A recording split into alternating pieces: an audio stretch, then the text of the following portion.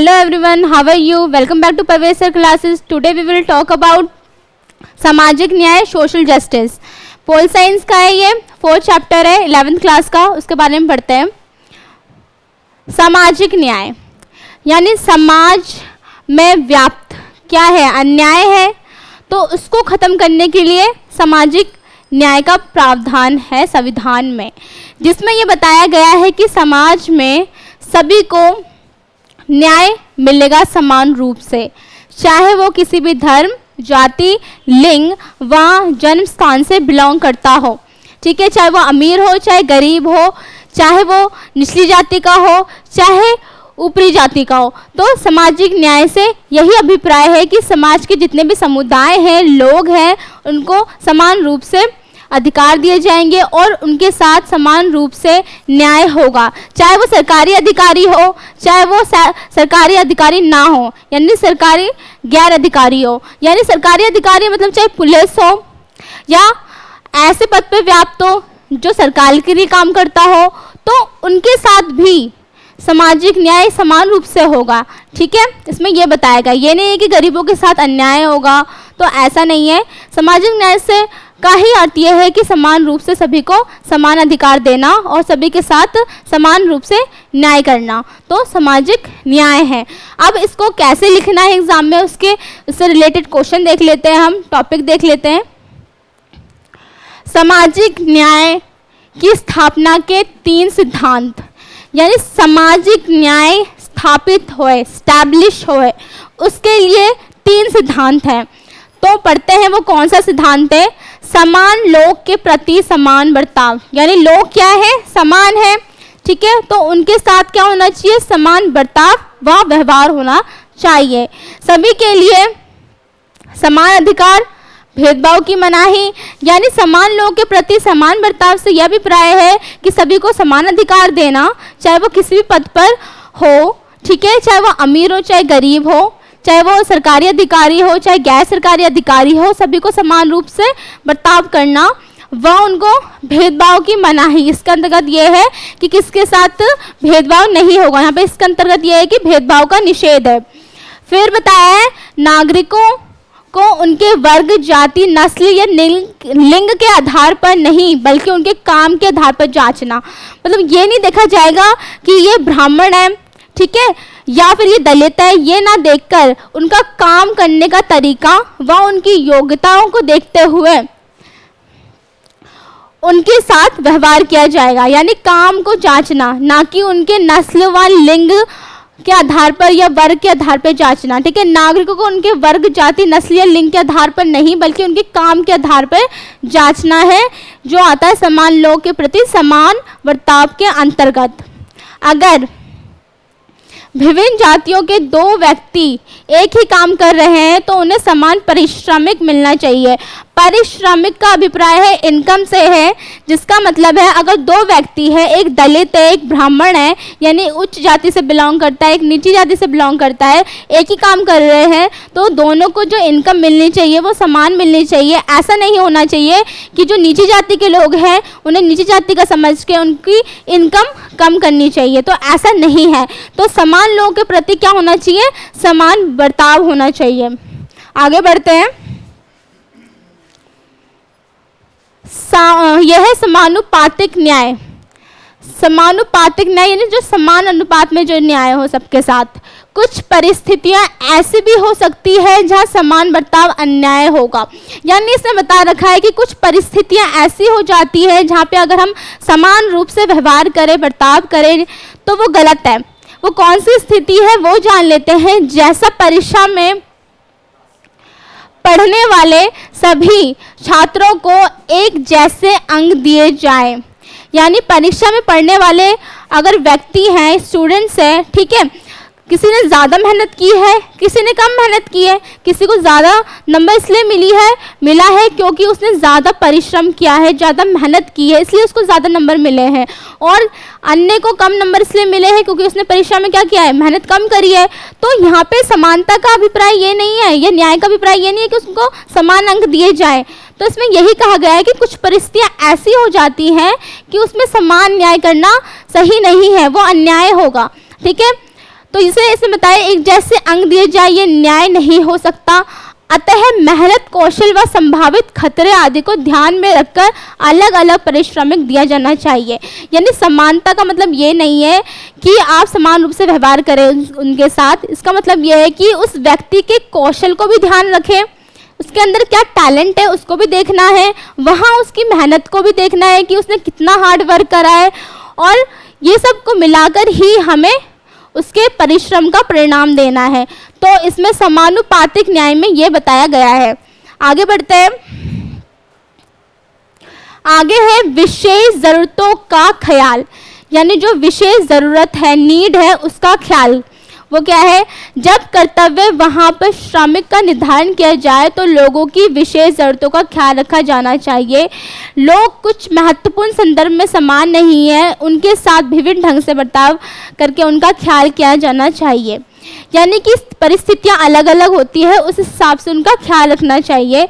ठीक है, इसमें यह बताया गया जब विशेष ज़रूरतों का ख्याल, लोगों की विशेष ज़रूरतों का ख्याल रखा जाना चाहिए। ठीक है, कुछ महत्वपूर्ण समान नहीं है, यानी कि मैंने आपको जैसे बताया पिछली बार जो टॉपिक था उसमें बताया मैंने आपको कि जैसे परीक्षा में जो अंक आए लोगों के क्या है, बच्चों के अंक, किसी ने ज़्यादा मेहनत की, किसी ने कम मेहनत की है, तो इस हिसाब से बांटा गया है, उनको अंक दिए गए। तो वैसे ही विशेष ज़रूरतों का ध्यान रखना है लोगों की, तो इसमें यह बताया गया है। आगे बढ़ते हैं। भारत सरकार ने सामाजिक न्याय के लिए कदम उठाए हैं, यानी कि सामाजिक न्याय हो उसके लिए सरकार ने क्या कदम उठाए हैं वो जान लेते हैं। भारत सरकार ने सामाजिक न्याय के लिए कदम उठाए, पंचवर्षीय योजनाएं, अंत्योदय योजनाएं, जो वंचित वर्गों को आर्थिक, सामाजिक सुरक्षा, मौलिक अधिकार में प्रावधान, राज्य के नीति निर्देशक तत्वों में प्रयास। यानी सरकार ने क्या कर रखा है, जो पंचवर्षीय योजना से लेकर अंत्योदय योजनाएं, और जो वंचित लोग हैं, जो पिछड़े लोग हैं, उनके लिए जो आर्थिक, सामाजिक सुरक्षा, चाहे वो आर्थिक स्तर पर हो, यानी आर्थिक स्तर पर हो, या चाहे इनकम से रिलेट हो, या सामाजिक सुरक्षा हो, या समाज में रहने और वहाँ जो बेसिक नीड्स है वो देना हो, और मौलिक अधिकार, समता, स्वतंत्रता का अधिकार, 6 मौलिक अधिकार है वो समान रूप से देना लोगों को, जो ये सब प्रावधान है। और राज्य के नीति निर्देशक तत्व में क्या है कि जो सामाजिक, आर्थिक व राजनीतिक कल्याण करना लोगों का। तो ये सब किसके प्रयास है? सरकार के प्रयास है, ताकि सामाजिक न्याय ला सके समाज में। न्यायपूर्ण समाज को लोगों के लिए न्यूनतम बुनियादी स्थितियां ज़रूर मुहैया करनी चाहिए। न्यूनतम बुनियादी का मतलब यह है कि जो न्यूनतम ज़रूरतें हैं लोगों की, आवास, स्वच्छ जल से लेकर स्वस्थ पोषक तत्व, ये जो इंक्लूड होता है वो न्यूनतम बुनियादी चीज़ें हैं। ठीक है, ज़रूर मुहैया करानी चाहिए ताकि वे स्वस्थ और सुरक्षित जीवन जीने में सक्षम हो सके। यानी जो गरीब लोग हैं उनके पास न्यूनतम बुनियादी चीज़ें नहीं हो पाती है, चाहे आवास हो, चाहे स्वच्छ जल हो, से लेकर पोषक तत्व की कमी होती है। तो इसलिए ये ज़रूरी है सरकार के लिए, अगर वो सामाजिक न्याय स्थापित करना चाहती है समाज में, तो सभी को न्यूनतम बुनियादी स्थितियाँ ज़रूर मुहैया करानी चाहिए, ताकि वो क्या रहे, ताकि वे स्वस्थ रहे और सुरक्षित जीवन यापन कर सकें। समाज में अपनी प्रतिभा का विकास करे, और अगर कोई व्यक्ति, एक गरीब व्यक्ति अगर स्वस्थ रहेगा, अच्छी शिक्षा ग्रहण कर पाएगा, अच्छे से आवास में रह पाएगा, तो क्या होगा समाज में, क्या होगा, उसका प्रतिभा का विकास होगा, और क्या होगा, एक देश का भी विकास होगा साथ साथ। तथा इसके साथ समान अवसर के जरिए अपने चुने हुए लक्ष्य की ओर बढ़े, और उन्हें क्या देना चाहिए, समान अवसर देना चाहिए, ताकि समाज में सबके साथ सम्मान के साथ व्यवहार किया जाए। आगे बढ़ते हैं हम। आगे है व्यक्ति की न्यूनतम बुनियादी आवश्यकता। मैंने आपको बताया कि व्यक्ति की बुनियादी आवश्यकता क्या होती है, जो जीवन यापन के लिए आवश्यक है। जीवन यापन के लिए आवश्यक कौन सी चीज़ें हैं? आवास हो गया, स्वच्छ जल हो गया, पोषक तत्व हो गए, और वेतन हो गया, न्यूनतम वेतन। ठीक है, ये हो गया। स्वस्थ रहने के लिए आवश्यक है पोषक तत्व, क्योंकि पोषक तत्व से क्या होगा, एक व्यक्ति का शरीर क्या होगा, स्वस्थ रहेगा, वो कार्य अच्छे से कर पाएगा।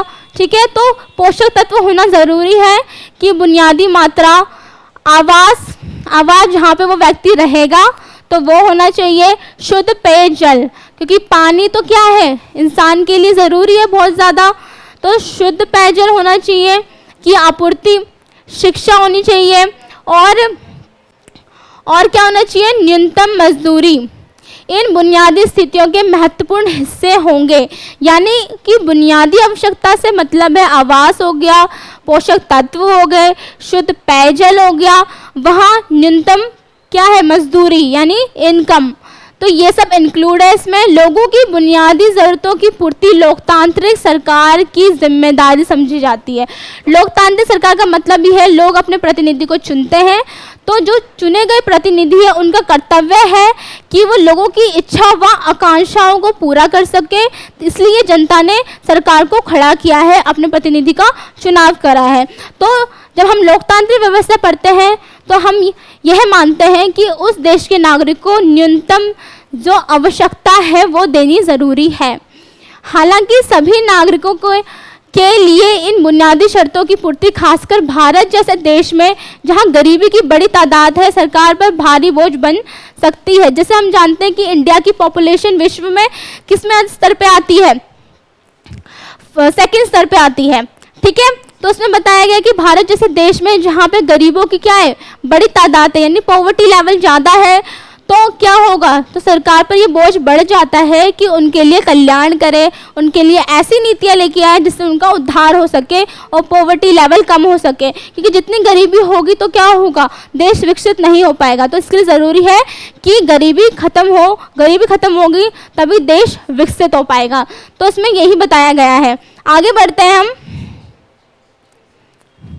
अज्ञानता के आवरण का विचार, ये कौन सा विचार है वो पढ़ते हैं।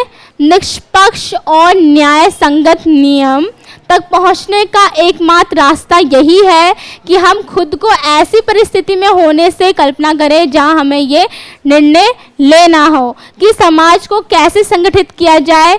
रॉयल्स ने इसे अज्ञानता के आवरण में सोचना कहा था। हर कोई सबसे बुरी स्थिति के मद्देनजर समाज की कल्पना करेगा, खुद के लिए सोच विचार कर सकने वाले के लिए व्यक्ति के सामने ये स्पष्ट होगा। यानी इसका मतलब है अज्ञानता के आवरण का विचार से मतलब ये है कि व्यक्ति को कल्पना करना कि अगर ऐसी स्थिति हो जाए इसमें न्यूनतम आवश्यकता ना मिल पाए तो उनकी स्थिति क्या होगी।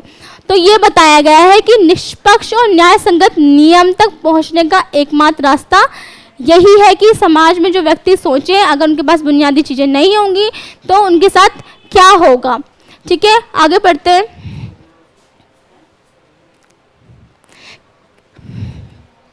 कि जो जन्म से सुविधा संपन्न है वे कुछ विशेष अवसरों का उपभोग करेंगे, लेकिन दुर्भाग्य से यदि उसका जन्म समाज के वंचित तबके में हो जाए तो वो अवसरहीन हो जाएगा। यानी इसका मतलब ये है कि जो लोग जिनके पास क्या है, जो धनी है उनके पास क्या होंगे, अवसर ही अवसर होंगे, क्योंकि उनके पास पैसा है वो समाज में रह पाएंगे। लेकिन दुर्भाग्यवश अगर देखा जाए गरीबों की स्थिति तो उनके पास क्या होंगे, अवसरों की कमी होगी। ठीक है, तो ये बताया गया है। अज्ञानता के आवरण की स्थिति की विशेषता यह है कि उस समय लोगों से सामान्य रूप से विवेकशील मनुष्य बने रहने की उम्मीद बनती है। उससे अपने लिए सोचने और अपने हित में जो अच्छा हो उसे सुनने की अपेक्षा रहती है। यानी अज्ञानता का आवरण का मतलब ही यही है कि लोग अपने बारे में सोचें, अगर उन्हें बुनियादी चीज़ें नहीं मिलेंगी तो उनके साथ क्या होगा। तो उस समय लोगों को क्या होगा, सामान्य रूप से विवेकशील मनुष्य बने रहने की उम्मीद बनती है। आगे बढ़ते हैं। आगे है अज्ञानता का कल्पित आवरण ओढ़ना उचित कानूनों और नीतियों की प्रणाली तक पहुंचने का पहला कदम है।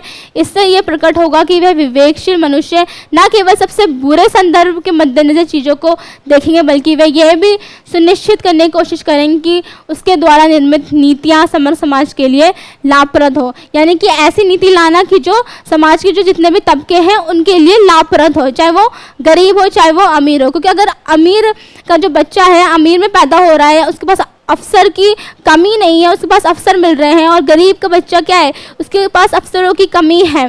तो यह बताया गया है अज्ञानता का कल्पित आवरण कि ये बताना है कि अगर जिनके पास फैसिलिटी नहीं है तो उनके साथ क्या क्या व्यवहार होगा। तो इसलिए एक विवेकशील व्यक्ति का काम ये है कि ये सोचना कि अगर उनके पास ये चीज़ें नहीं होंगी तो उनके पास क्या क्या चीज़ों की कमी हो सकती है। ये वह भी सुनिश्चित करने की कोशिश करेंगे कि उसके द्वारा निर्मित नीतियाँ समाज के लिए लाभप्रद है। तो आज का टॉपिक यहीं पे फिनिश होता है। मिलेंगे अगले वीडियो में अगले टॉपिक के साथ। Thank you.